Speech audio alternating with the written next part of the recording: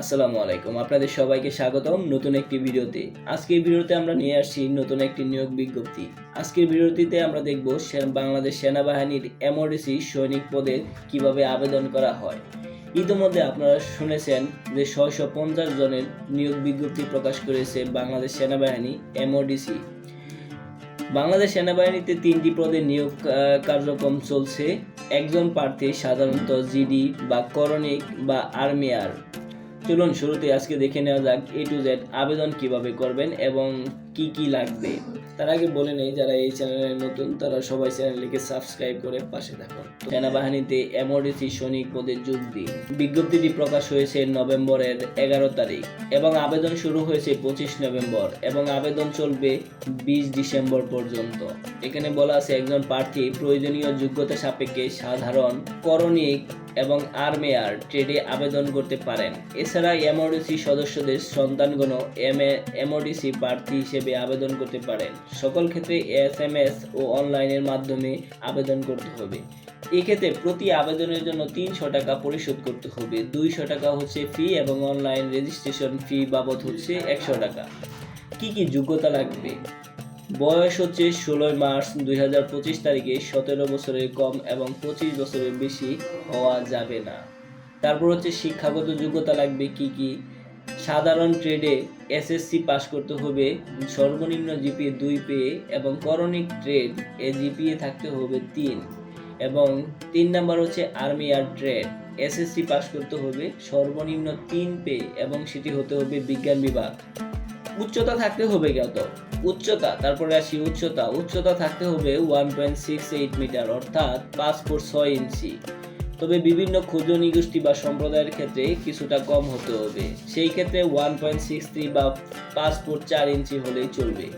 ওজন থাকতে হবে 49.9 অর্থাৎ 110 পাউন্ড বা 50 কেজি। বুকের মাপ থাকতে হবে স্বাভাবিক অবস্থায় 0.76 মিটার 30 ইঞ্চি এবং স্ফীত অবস্থায় 32 ইঞ্চি। চোখ থাকতে হবে 6/6 অর্থাৎ কোনো চোখে প্রবলেম থাকলে আপনারা আবেদন বা বর্ণান্ধ থাকলে কেউ আবেদনে গ্রহণযোগ্য হবেন না। স্বাস্থ্য পরীক্ষা যুক্ত হতে হবে। এছাড়াও সাঁতারের জন্য অত্যাবশ্যক ন্যূনতম 50 মিটার। বৈবাহিক অবস্থা থাকতে হবে, অবশ্যই মাস্ট বি অবিবাহিত। এই আবেদনের সময় কি কি আপনাদের সাথে নিয়ে আসতে হবে? শিক্ষাগত যোগ্যতার সার্টিফিকেট নিয়ে আসতে হবে। এছাড়াও সত্যায়িত ফটোকপি নিয়ে আসতে হবে। স্থায়ী ঠিকানা এবং জন্ম নিবন্ধনের সংশ্লিষ্ট শিক্ষা প্রতিষ্ঠানের প্রদান কর্তৃক দেয়া স্থায়ী ঠিকানা ও জন্ম তারিখ সম্বলিত মূল প্রশংসাপত্র এবং HSC পরীক্ষার প্রবেশপত্র নিয়ে আসতে হবে।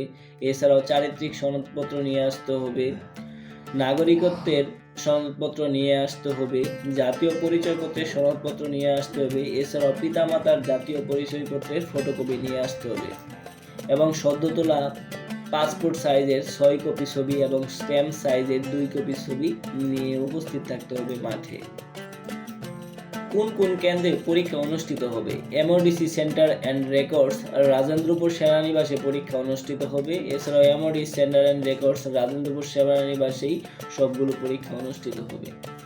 বেতন ভাতা কত? প্রশিক্ষণকালীন মাসিক বেতন ভাতা হচ্ছে 8,800 টাকা এবং প্রশিক্ষণ শেষে যৌথ বাহিনীর নির্দেশাবলী ভাতা প্রাপ্য হবে। এবার চলুন জেনে নেওয়া যাক জেলা কোড। আপনারা এখানে দেওয়া আছে জেলা কোড, আপনারা নিজ দায়িত্বে একটু জেনে নিন। যেমন হচ্ছে কিশোরগঞ্জের 38, ময়মনসিংহের 34। জেলা কোড কেন লাগবে? অবশ্যই আবেদন করার জন্য মাস্ট বি জেলা কোড প্রযোজ্য হবে। এবার চলুন দেখে নেওয়া যাক কিভাবে আপনারা ঘরে বসে নিজেই আবেদন করে ফেলবেন। শুরুতেই ভর্তি ইচ্ছুক প্রার্থীকে অর্থাৎ যারা আবেদন করতে চান তারা টেলিটক প্রিপেইড সিমের মাধ্যমে আবেদন করতে হবে। এক্ষেত্রে বলে রাখি শুধুমাত্র টেলিটক সিমে আবেদন করা যাবে, অন্যথায় অন্য কোনো সিমে আবেদন গ্রহণযোগ্য হবে না। শুরুতে আপনার মোবাইল ফোনে গিয়ে মেসেজ টাইপ করবেন MODC স্পেস দিয়ে first 3 letters of SSC board লিখবেন। যেমন যদি ঢাকা বোর্ড হয় DH লিখবেন, তারপর আবার স্পেস দিবেন, তারপর আপনারা SSC রোল দিবেন, তারপর আবার স্পেস দিয়ে পাসিং ইয়ার দিবেন, তারপর হচ্ছে আবার স্পেস দিয়ে ডিস্ট্রিক্ট কোড। এই যে একটু আগে আপনাদের দেখাই দিয়েছি, এখানে দেওয়া আছে ডিস্ট্রিক্ট কোড কত, যার জেলা কোড যত সেই কোডটি ব্যবহার করতে হবে। যেমন এখানে উদাহরণ সহ দেওয়া আছে MODC DH রোল নাম্বার এত এত, 2022 সালে পাশ করেছে এবং জেলা কোড হচ্ছে 34 এবং হচ্ছে কোন পদে আবেদন করবেন তারপরে এটা দিয়ে দিবেন। ট্রেড কোড জিডি, ট্রেড কোডে আবেদন করবে সাধারণ, তাই হচ্ছে এখানে দিয়ে দিবেন। তারপর হচ্ছে মেসেজটি সেন্ড করে দিবেন 16222 নাম্বারে। আর যারা এমওডিসি সন্তান অর্থাৎ যারা এখন আর্মিতে আছেন তাদের সন্তান যদি আবেদন করেন সেই ক্ষেত্রে আবেদনের স্টাইল হবে MODC first three letter of SSC board KHU, তারপর হচ্ছে স্পেস দিয়ে রোল দিবেন, তারপর হচ্ছে স্পেস দিয়ে পাসিং ইয়ার দিবেন, তারপর হচ্ছে স্পেস দিয়ে ডিস্ট্রিক্ট কোড দিবেন, তারপর হচ্ছে স্পেস MS, এই অতিরিক্ত একটা দিয়ে দিবেন।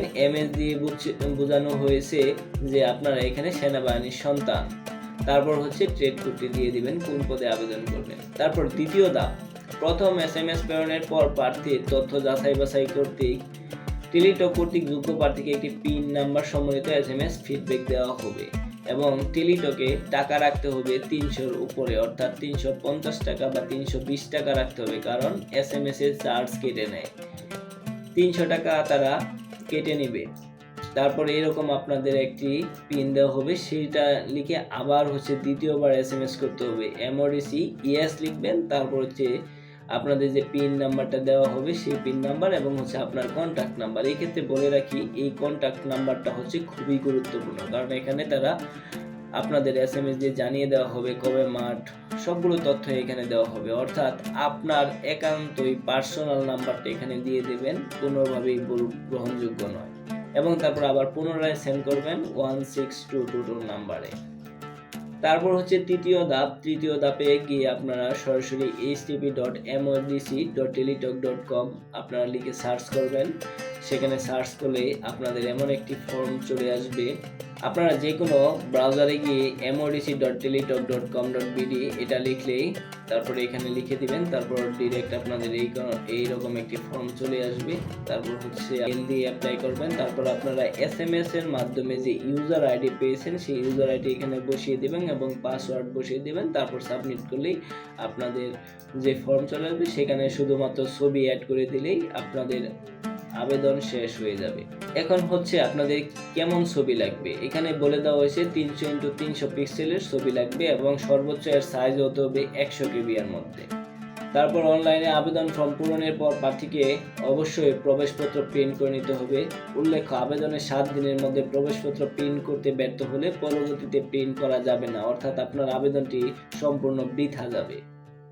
এবং আপনাদের প্রত্যেক প্রার্থীকে নিজ নিজ ভর্তি পরীক্ষায় 72 ঘন্টা পূর্বে টেলিটক কর্তৃক SMS এর মাধ্যমে পরীক্ষার স্থান ও তারিখ জানানো হবে, অর্থাৎ আপনারা বুঝতে পারছেন নাম্বারটি কত গুরুত্বপূর্ণ, কোনোভাবেই ভুল করা যাবে না।